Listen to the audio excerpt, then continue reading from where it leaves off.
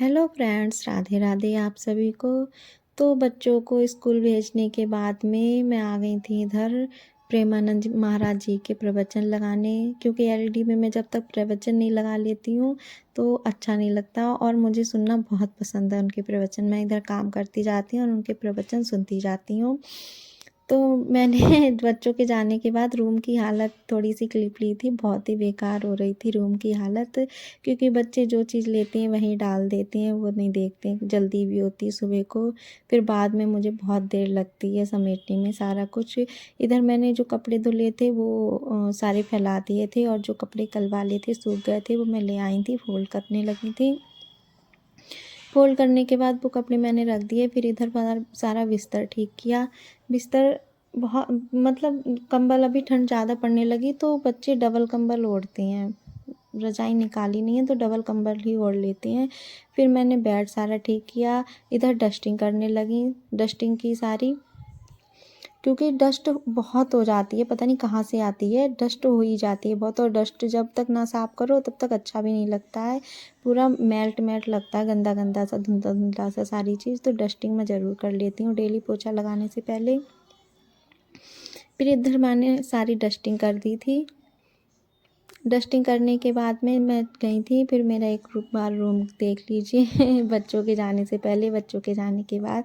फिर मैं आ गई थी किचन में। जो मैंने सुबह लंच बनाया था बच्चे लेकर नहीं गए थे, क्योंकि उनके यूटी चल रहे हैं तो जल्दी छुट्टी होनी थी।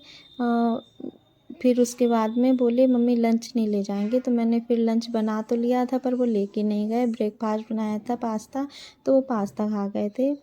लंच की टेंशन, फिर मैंने सोचा अब दोपहर में लंच बनाऊंगी भी नहीं, टेंशन भी नहीं है, तो मैं अपना और काम करने लगी। फिर मैंने लगाया पोछा।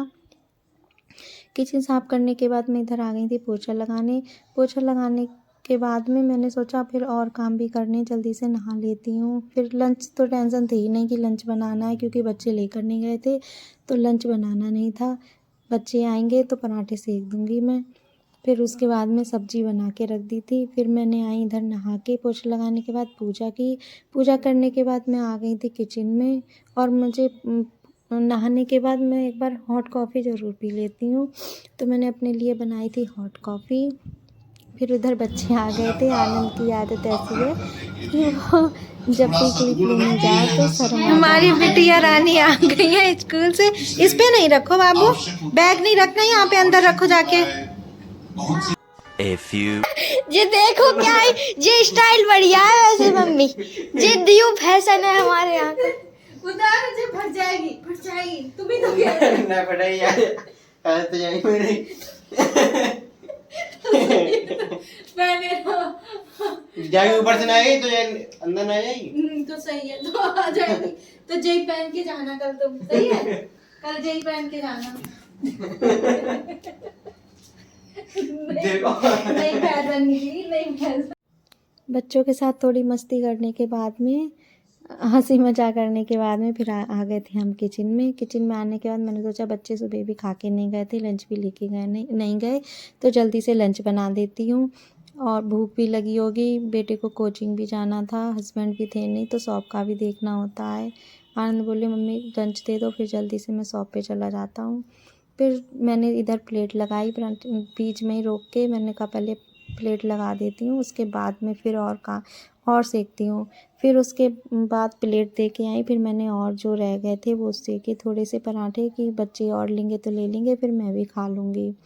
पराठे सेकने के बाद थोड़ा सा आटा जो बच गया था वो मैंने उठा के रख दिया था कि शाम को सेक लूँगी गरम गरम, क्योंकि ठंडी जो अगर पराठे या रोटी कोई भी चीज़, अब तो ठंड आ गई है तो ठंडे हो जाते हैं, कोई खाता ही नहीं है, इसलिए मैंने पर आटा उठा के रख दिया था कि बाद में सीख जाएगा। और जो खाने के लिए थे बच्चों ने खा लिया था, मैं अपने लिए सेक रही थी पराठे।